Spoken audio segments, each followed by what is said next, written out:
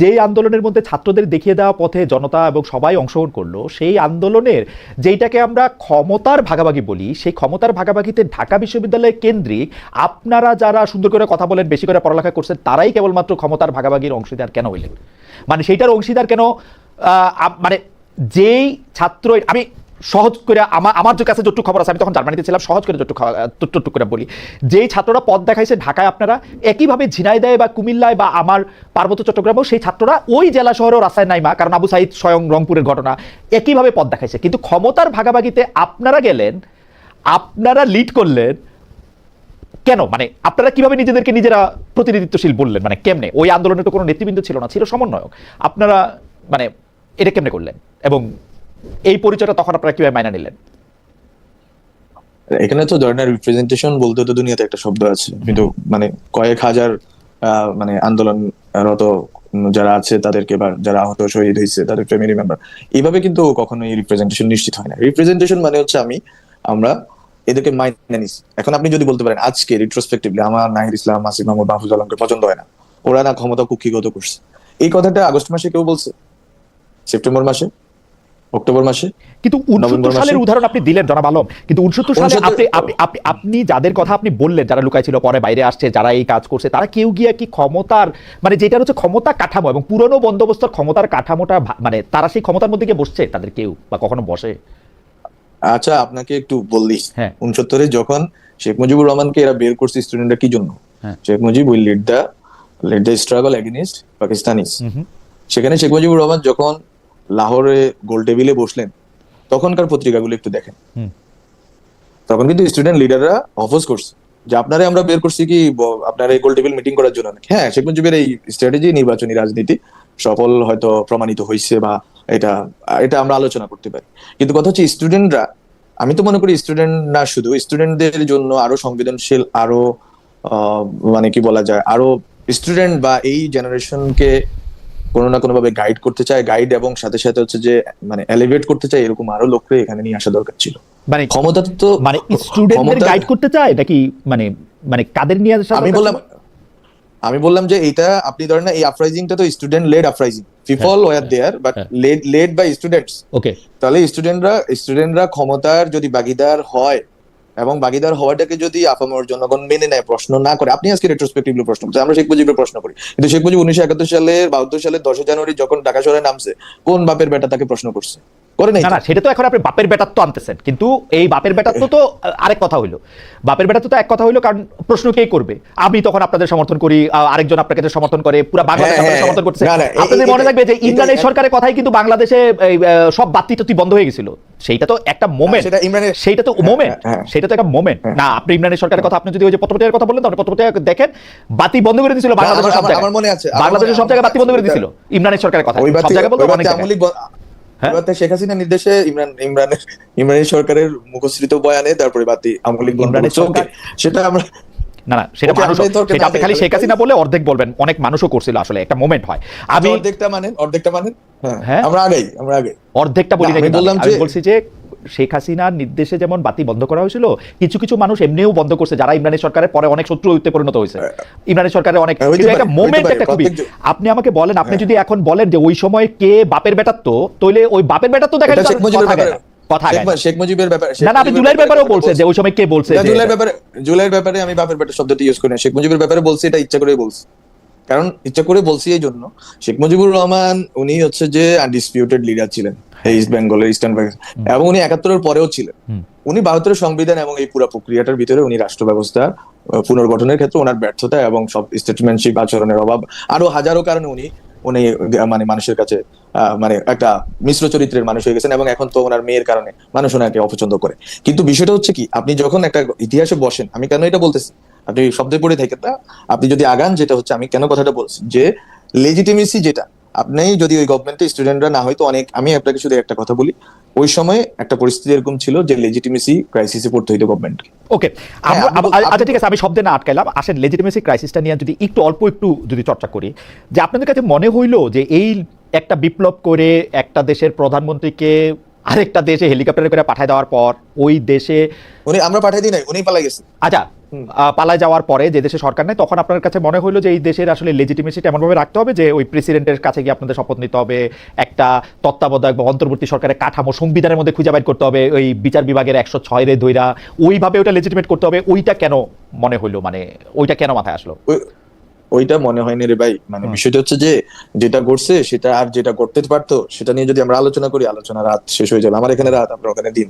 So আচ্ছা, বিষয় হচ্ছে আপনার আমার 5 তারিখ 6 তারিখ জিনিসটা কি, 5 তারিখ বিকালে সন্ধ্যায়ও যখন চ্যানেল 24 গিয়ে ছাত্ররা ইনক্লুডিং মি যখন আমরা কথা বলতেছি, এট দ্য টাইম আমরা ভাবছি যে শহীদ মিনারে, ওই সময় অলরেডি শাহবাগ শহীদ মিনারে আমাদের প্ল্যান যে শহীদ মিনার থেকে সরকার গঠন করা হবে, শহীদ মিনার থেকে সরকারের শপথ হবে। আমি আপনাকে আমি ফ্যাক্ট বলতেছি, ওকে, এবং আমার যারা যারা আছে, যারা সহকর্মী আছেন, বেঁচে আছেন, ওরা আল্লাহর রহমতে ওদেরকে জিজ্ঞাসা করতে পারে।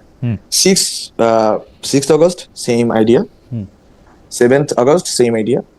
8 আগস্টে প্রফেসর ইউনূস যখন আসছেন তখনও পরিকল্পনা ছিল যে শহীদ মিনারে উনি যাবেন, উনি জনগণের মধ্যে থেকে শপথ গ্রহণ করবেন। ওকে, আমি এটা বলতেছি।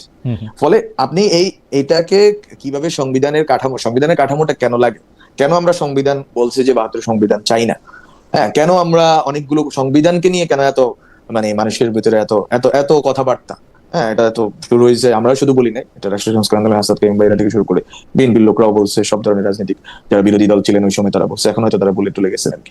তো বিষয় হচ্ছে আপনার, তাহলে প্রশ্নটা কি, আপনি সংবিধান এক্সট্রা কনস্টিটিউশন বা কনস্টিটিউশনের বাইরে গিয়ে একটা সরকার গঠন করবেন, গঠন করে ওটাকে পরিচালনা করবেন। ওই ক্ষেত্রে 5 তারিখে যখন সারাদিন মিটিং হয় রাজনৈতিক দলগুলোর সাথে, স্টুডেন্টদেরকে বাদ দিয়ে, এবং রাজনৈতিক দলগুলোর সদিচ্ছা, আমি রাজনৈতিক দলগুলো তো শুধু বিএনপি বলতেছি না, জামাত ইসলামী, তো তারা মিলে যখন এই সভা মানে মিটিং করেন, এবং ওই মিটিং এ ছাত্রদের প্রতিনিধি নামে কয়েকজনের 2-3 জনকে নিয়ে যাওয়া হয়, যারা আসলে ভুয়া, এবং ছাত্রদের মানে ভুয়া বলতে কিছু নাই, মানে তারা আসলে ছাত্রদের ওই অর্থে যে এটা সংগঠন ছিল বা যে কাঠামো ছিল ওই কাঠামোর ভিতরে না।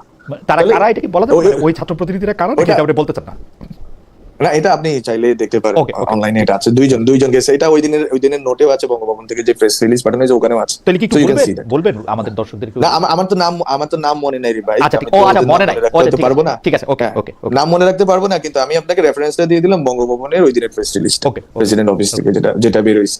তাহলে বিষয় হচ্ছে এইসব প্রক্রিয়া কিন্তু চলমান ছিল। এখন ছাত্ররা কতটুকু বিপ্লবী হইতে পারে, আজকে তো মানুষের মধ্যে এই প্রশ্ন রিয়েল কারণেই আছে, মানুষের হতাশা, এক ধরনের আশাভঙ্গের কারণেই আছে যে আসলে বিপ্লবী সরকার সম্ভব ছিল। আমরা তো বলি নাই যে বিপ্লবী সরকার সম্ভব না, আবার বলি নাই যে বিপ্লবী সরকার করাটাই আমাদের মানে আমরা করতে পারতাম কিন্তু করি নাই, এটাও কিন্তু বাস্তবতাকে পুরোপুরি ব্যাখ্যা করে না।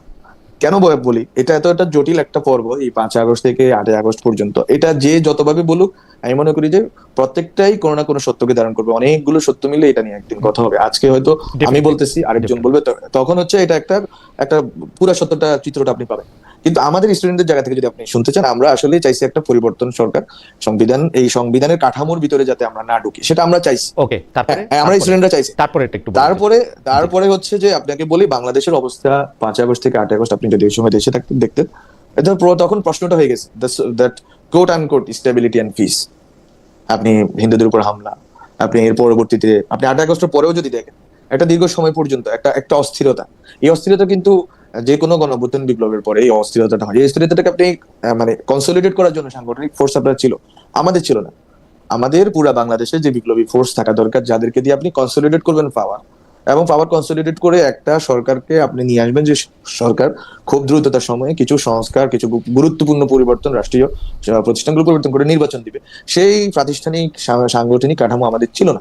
আমাদের ছিল lakh lakh millions of people, যারা হাসিনাকে পতন করতে চাইছে, কিন্তু তাদেরকে দিয়ে আপনি এই পুরা ঘটনাটা একটা বিপ্লবী সরকার গঠন করে এটাকে সাস্টেইন করাবেন, সেটা তো আমরা পরেও পারি।